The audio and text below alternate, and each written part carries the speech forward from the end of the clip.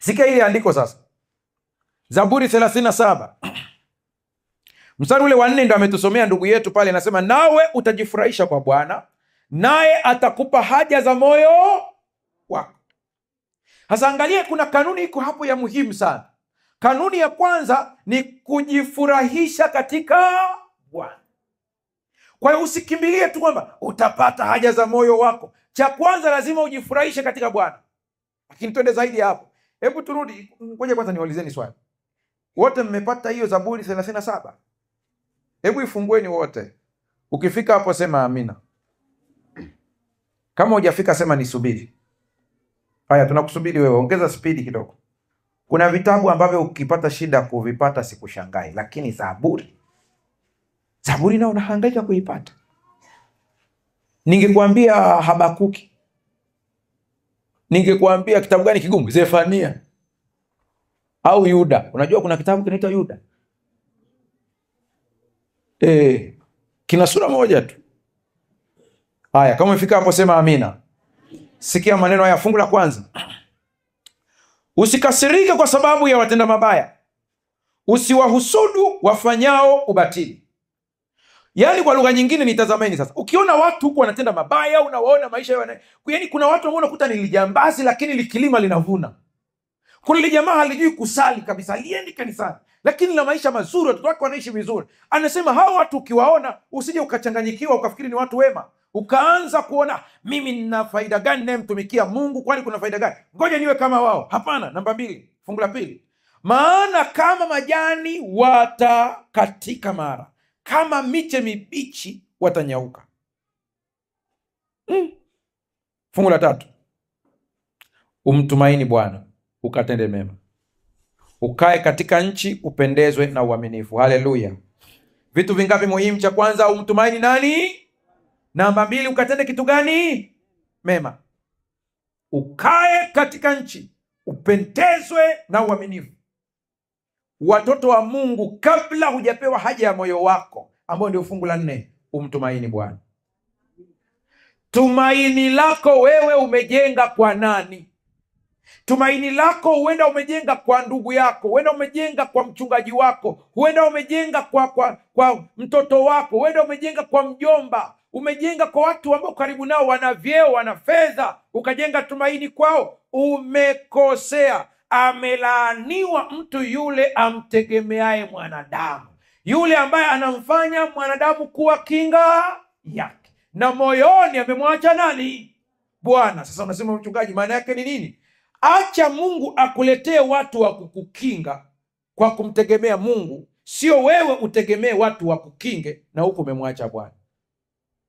Ukiona kuna mtu ulitarajia kwamba atakusaidia, mjomba wako atakusaidia kazi, atakupa mtaji, rafiki yako atakufanyia, na ukashangaa wote wamekuacha. Mtu alikuahidi kitu, unashangaa na kupiga chenga. Usiendelee kumbembeleza mtu, achana naye. Wengine Mungu anawaondoa katika maisha yako, maana misaada yao haina baraka, ina laana. Mungu akaamua kuwaondoa kwao. Acha Mungu akuletee mtu sahihi. Sio kazi yako kubembeleza watu, ni kazi yako kumwomba Mungu. Kazi yako ni kumwomba Mungu, niletee mtu sahihi.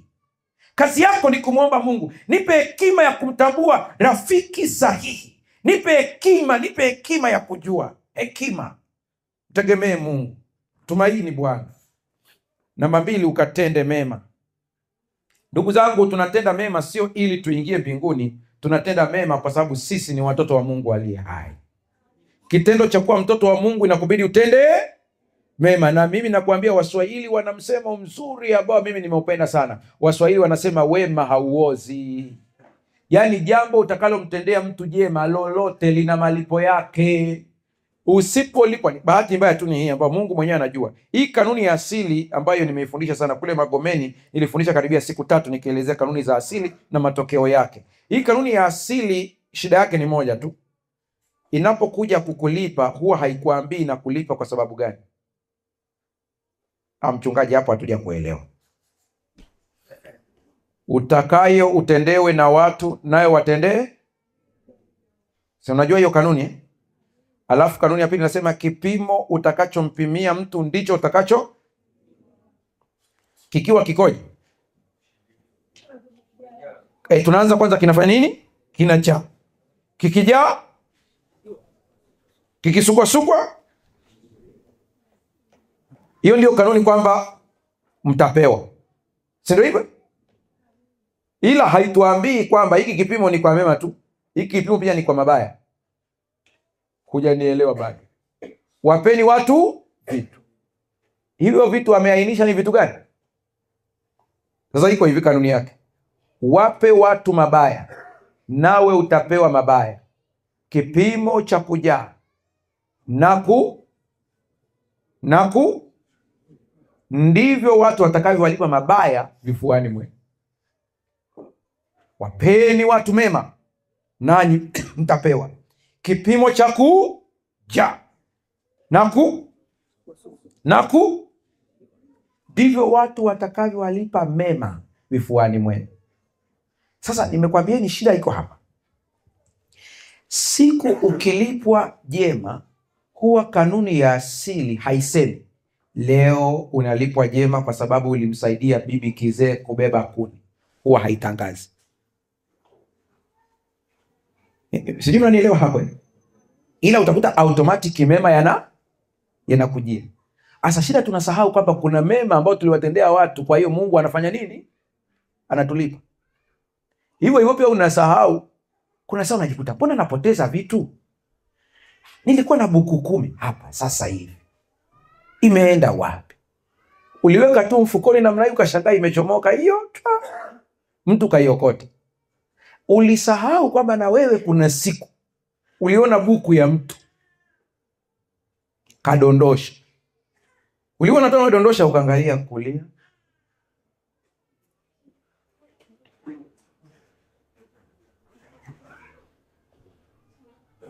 ukaikanyaga, ukatulia. Ubanduki pale, kumbe una mpango wako watu wapungue, ufanye nini? Uokote buku. Taratibu. Na waokotaji wa design wakisha wakota, wakimaliza wanapiga mlunzi kabisa,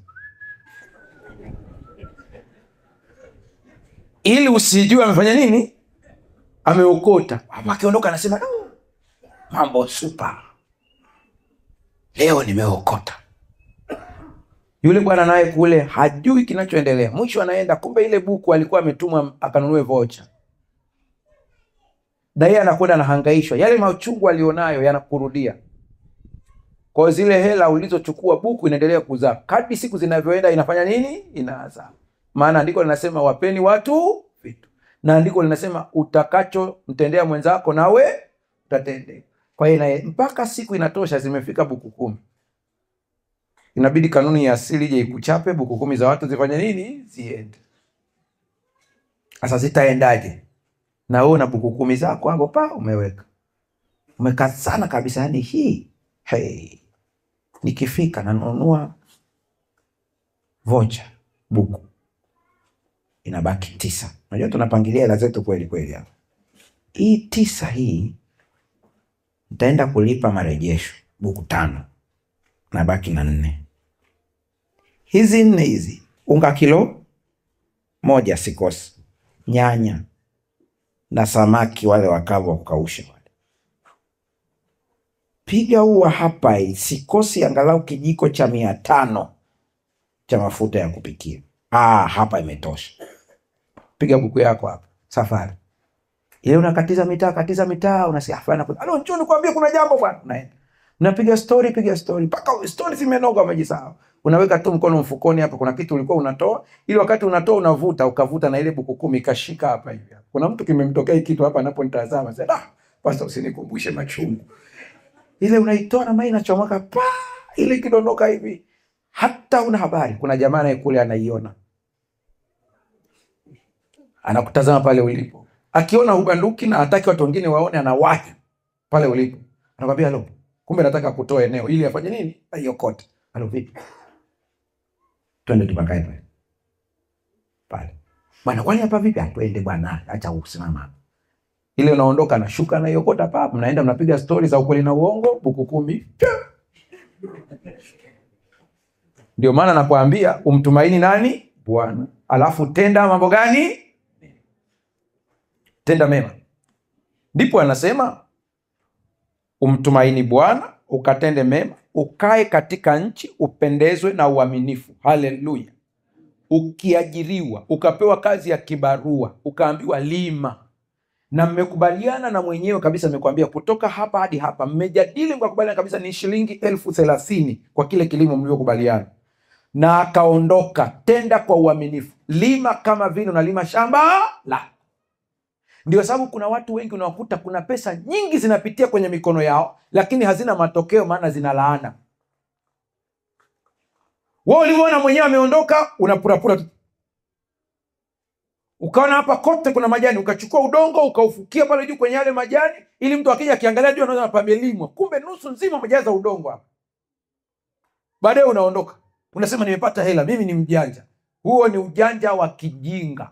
Sheria ya asili inasema ulichomtendea na wewe utafanya nini? Utatendewa.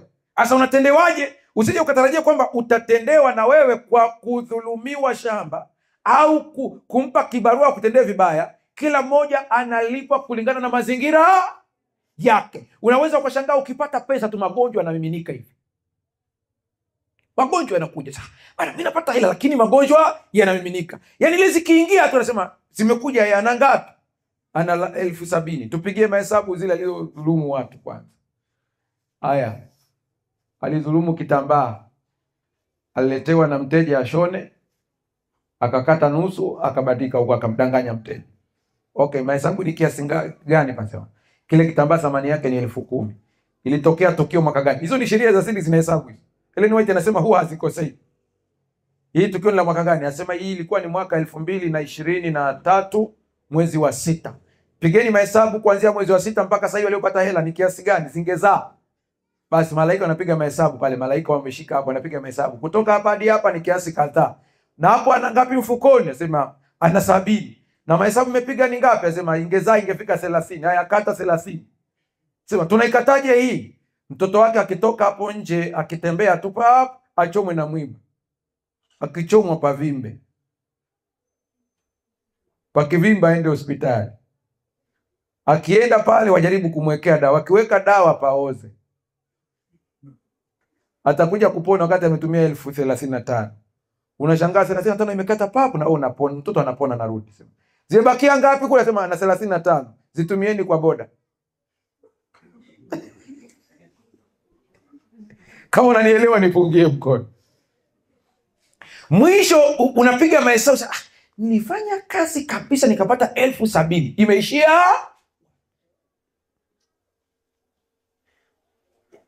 Naamini kuna mtu Roho wa Mungu anasema naye hapa. Huyo anasema, mchungaji, kama tumetenda haya yote, sasa tufanyeje? Tubuni mrejee.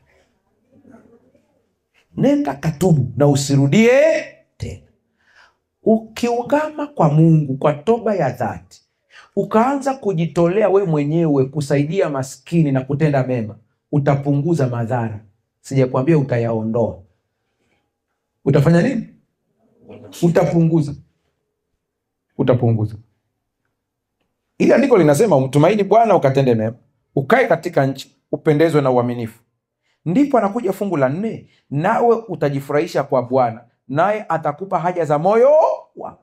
Kwa kabla ya kulia kujapata haja za moyo wako, anza kuangalia hizi kanuni za mstari wa 1 mpaka mstari wa 3. Haleluya. Ukianza kuangalia wa 1 mpaka wa 3 ndipo utajua kwamba hivi nilichemka wapi. Nakimbia haraka sasa ili tuweze kufunga, watu waende nyumbani. Sikiliza maneno yafuatayo. Neno kujifurahisha katika Bwana, katika muktadha huu, halimaanishi tu kuwa na hisia za furaha, bali ni hali ya moyo inayotokana na uhusiano wa karibu na Mungu. Kwa lugha nyingine, kuwa na uhusiano wa karibu na nani? Na Mungu. Kiasi kwamba changamoto yoyote ikitokea, unajua Bwana ataitatua. Haleluya.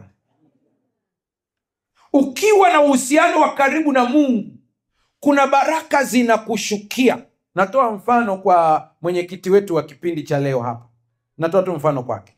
Tuchukulie kwamba huyu bwana, mimi ni mchunga ng'ombe. Nina ng'ombe wa kutosha kabisa. Wengi kabisa. Nakamua maziwa. Ninamtuma huyu anipelekee maziwa kwa mchungaji Chacha. Huyu bwana nikimwambia kuna lita 20 za Pastor Chacha hapa, mpelekee maziwa, mimi automatic nitajisikia aibu kumtuma huyu bwana bila kumpa maziwa. automatic siku akipeleka lita 20, na mimi nitamwambia lakini katika peleka yako kuna lita 2 za nani? Na kilichofanya Bwana nimpe ni mahusiano. Tuko katika mahusiano ya karibu, tuko sawa sawa.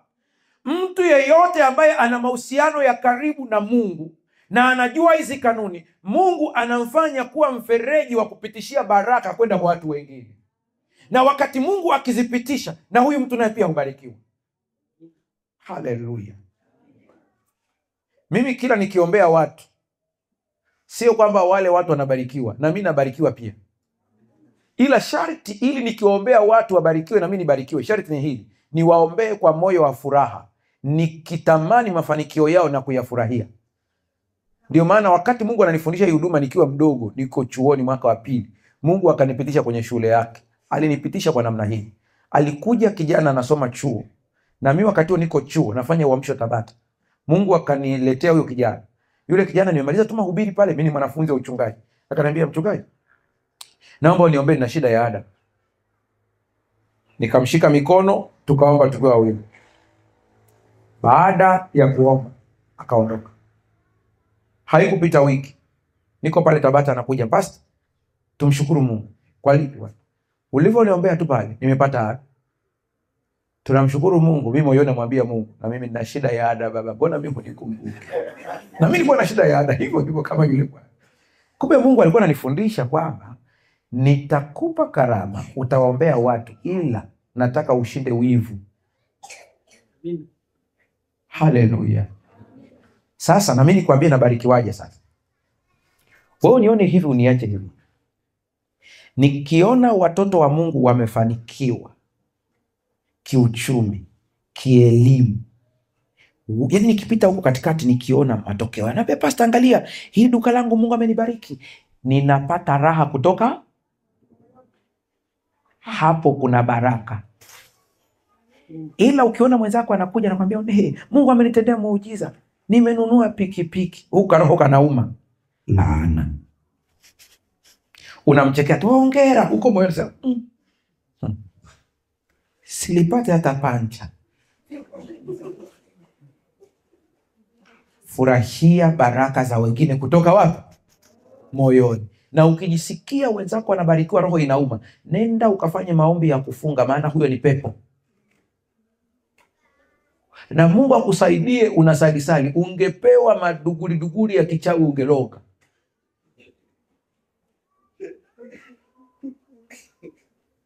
Ndio maana wachawi wa kule milima ya Upare kwetu kule walikuwa waruhusu kutoa uchawi kwa vijana. Wanasubiri mtu awe na umri mkubwa ndio anapewa uchawi. Wanasema ukimpa kijana atasumbua wenzake. Sikilizeni waambie. Unajua walio wengi mmekosa baraka za Bwana kwa sababu ya roho ya wivu. Hufurahii maendeleo ya mtu. Na ukitaka ujue tuna wivu, ila tu tumeukava kwenye vazi la Kikristo. Nenda ukaangalia fuatayo. Aje mtoto hapa wa ndugu yetu katika Bwana, ana shida ya ada, ipitishwe bakuli ya kumchangia ada, utaona hela ambazo zitatoka. Ila aje mtu hapa sema, jamani, tuna harusi ya fulani, tunahitaji kuchangia, tutachangia kweli kweli. Yaani tuko tayari kuchangia harusi kuliko ada. Kisa ni nini? Tutakula. Kwenye ada unasema, kwani akifanikiwa mimi nitakula? Unashindwa kuelewa huyu ambaye leo unamhudumia anaweza asikulipe wewe, lakini akalipa wajukuu zako. Haleluya. Baadhi yetu msituone tunatembea hapa, tunatembea kwenye baraka za bibi zetu, babu zetu waliopita. Wengine hapa kuna maombi ya bibi yako, babu yako aliomba kwa ajili ya ukoo wake. Yeye yuko kaburini, alishakufa zamani kabisa, lakini majibu yake mnayafurahia nyinyi. Unaanza kunielewa sasa?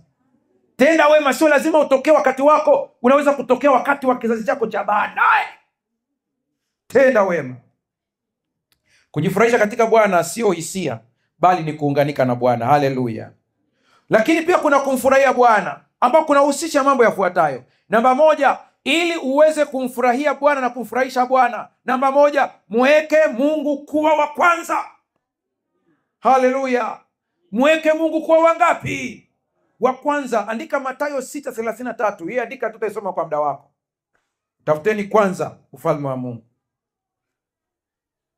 Namba 2, kumbatia uwepo wake ili uwe na mahusiano na yeye. Kila wakati ukisikia ibada inafanyika, nenda katika ibada. Jipangie ratiba ya ibada. Sasa hivi tunaanza juma la uwakili hapa kanisani kwetu. Si ndio hivyo mchungaji? Tunaanza hapa. Hakikisha unahudhuria. Tunamaliza juma la familia. Hakikisha unahudhuria. Tunaweza kumfurahia Mungu kwa kumtafuta kila siku kupitia maombi, ibada na kusoma neno lake. Kwenye kitabu cha Yohana 14:15, moja ya njia nzuri ya kumfurahisha Mungu na kumfurahia ni kutii maelekezo yake.